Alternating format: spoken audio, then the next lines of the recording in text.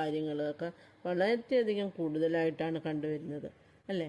അപ്പോൾ നമ്മൾ വളരെ ചെറുപ്പത്തിൽ തന്നെ നമുക്ക് നമ്മുടെ ചിലപ്പോൾ എഡ്യൂക്കേറ്റഡ് ആയിരിക്കുക, അല്ലാത്തവരായിരിക്കുക, അങ്ങനെ പല തരത്തിലുള്ള ആളുകളും ഇപ്പോൾ വിവാഹം കഴിക്കുക, 1-2 വർഷം ഒന്നിച്ച് ജീവിക്കുക, അല്ലെങ്കിൽ ഒരു കുട്ടിയാവുക, അതിനുശേഷം അവർ മാനസികമായിട്ട് പൊരുത്തപ്പെടാതെ പിരിഞ്ഞു പോകുന്നതായിട്ടാണ് കണ്ടുവരുന്നത്. കൂടുതലായിട്ടും അങ്ങനെയാണ് ഇപ്പോൾ കണ്ടുവരുന്നത്. അപ്പോൾ ഇത്തരത്തിൽ ദാമ്പത്യ ദുഃഖം അനുഭവിക്കുന്നവരുണ്ടെങ്കിൽ ഞാൻ പറയുന്ന കുറച്ച് കാര്യങ്ങൾ ശ്രദ്ധിക്കുകയാണെന്നുണ്ടെങ്കിൽ നിങ്ങൾക്ക് അതിൽ നിന്നൊക്കെ ഒരു മോചനം ഉറപ്പായിട്ടും ഉണ്ടാകുന്നതായിരിക്കും. ദാമ്പത്യ സൗഖ്യം നിങ്ങൾക്ക്, അതായത് സന്തോഷത്തോടു കൂടി ഭർത്തൃമതികളായിട്ട് സന്താനങ്ങളോടും ഒത്ത് സന്തോഷത്തോടെ ജീവിക്കാൻ സാധിക്കുന്നത്. അതായത് പലപ്പോഴും നമ്മുടെ ചില സമയത്ത് എടുത്തുചാട്ടമോ അതല്ലെങ്കിൽ ഭയങ്കര കോപമോ ഒക്കെ കൊണ്ടും നമുക്ക് എന്ത് ചെയ്യാം, ദാമ്പത്യം തകർന്നു പോകാം അല്ലേ, അങ്ങനെ വരാം. അപ്പോൾ ഇന്നത്തെ കാലത്ത് ഭക്തി അങ്ങനത്തുള്ള കാര്യങ്ങളൊക്കെ, അതായത് പ്രാർത്ഥന, നാമജപം, ഇതൊക്കെ വളരെ കുറഞ്ഞിരിക്കുന്ന ഒരു കാലഘട്ടമാണ് ഇന്നത്തെ കാലഘട്ടം എന്ന് പറയുന്നത്.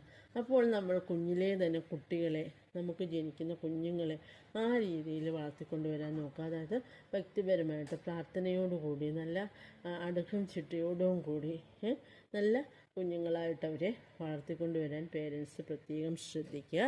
അപ്പോൾ അതുപോലെ തന്നെ നന്നായിട്ട് സന്ധ്യയ്ക്ക് വിളക്ക് വെച്ച് നാമം ജപിക്കാൻ പ്രത്യേകം ശ്രദ്ധിക്കുക. അപ്പോൾ നിങ്ങൾ ചോദിക്കും, ഇതൊക്കെ ചെയ്യുന്നത് കൊണ്ട് ഞങ്ങൾക്ക് ദാമ്പത്യ സൗഖ്യം കിട്ടുമോ എന്നൊക്കെ പലർക്കും സംശയങ്ങൾ വരാം.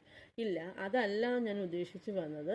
നമുക്ക് ദാമ്പത്യ സൗഖ്യം കിട്ടണമെന്നുണ്ടെങ്കിൽ നമ്മൾക്കും നല്ലൊരു ക്യാരക്ടർ ഉണ്ടായിരിക്കണം, നമ്മുടെ പങ്കാളിക്കും നല്ലൊരു ക്യാരക്ടർ ഉണ്ടായിരിക്കണം അല്ലേ, രണ്ടുപേർക്കും. അപ്പോൾ അങ്ങനെയുള്ള നല്ല കുട്ടികൾ വളർന്നു വരുമ്പോൾ അവരൊന്നിച്ച് ജീവിക്കുമ്പോൾ തന്നെ എന്തുണ്ടാകും, അവർക്ക് നല്ലൊരു ദാമ്പത്തിക ജീവിതവും സൗഖ്യമൊക്കെ അവർക്ക് ഉറപ്പായിട്ടും ഉണ്ടാകുന്നതായിരിക്കും അല്ലേ.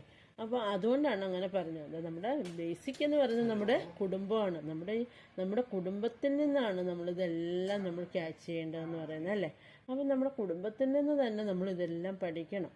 അപ്പോൾ അതൊക്കെയെന്ന് വെച്ചാൽ നമ്മൾ കുറേ കാര്യങ്ങൾ, അതായത് പെൺകുട്ടികളാണെങ്കിലും ആൺകുട്ടികളാണെങ്കിലും ഒരുപോലെ തന്നെ കുക്കിങ്, അതുപോലെ എല്ലാം ഷെയർ ചെയ്ത്, അതായത് ഇപ്പോഴത്തെ കാലഘട്ടം എന്ന് പറയുന്നത് അതാണ്. അപ്പോൾ അതിനൊക്കെ ചിലപ്പോൾ അങ്ങനെയുള്ള ഒരു ചെറിയ റീസൺസിന് വേണ്ടി, അപ്പോൾ ചിലപ്പോൾ രണ്ടുപേർക്കും ജോലി ഉണ്ടാവും, രണ്ടുപേരും ടയേർഡായിട്ടായിരിക്കും വരിക. പക്ഷേ ആൺകുട്ടി വിചാരിക്കും ഇത് പെൺകുട്ടികളുടെ മാത്രം ജോലിയാണ് ഈ കിച്ചണിലെ വർക്ക് എന്നൊക്കെ പറയുന്നത്, അതുകൊണ്ട് ഞാൻ ഇതിലിടപെടില്ല എന്ന് പറഞ്ഞിട്ട് ആൺകുട്ടികൾ മാറിപ്പോയിരിക്കുക. ഒരു TV ആണ്, അവർ കുറച്ച് റിലാക്സ് ആയിട്ടിരിക്കുക. പക്ഷേ ഈ സെയിം ജോലി ചെയ്തിട്ടായിരിക്കും